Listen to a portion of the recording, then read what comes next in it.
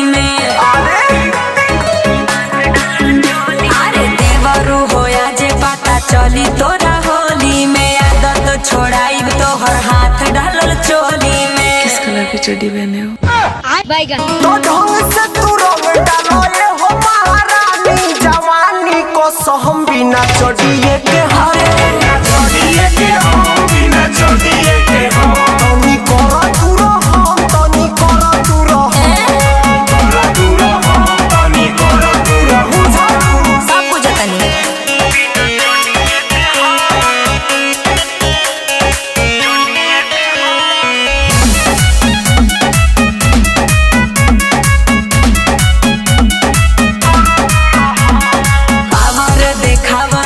देखी तोहर हम हो, केतना भरल पिचकारी में बारन हो। ना बतिया हमार भौ जाई हो, हमरो ना पता रंग कहाँ कहाँ जाई हो।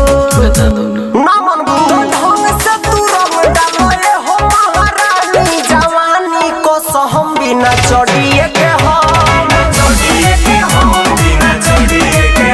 तनी करा तू रहो, तनी करा तू रहो।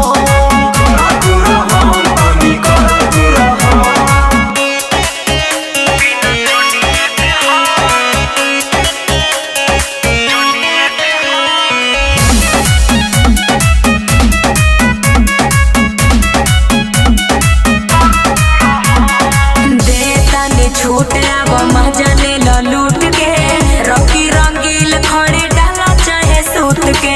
नहारे कहता ना ना ना, ललित लभ अनमोल खानी डाल दे, ई मत बुझी हो कि डाल के निकाल दे।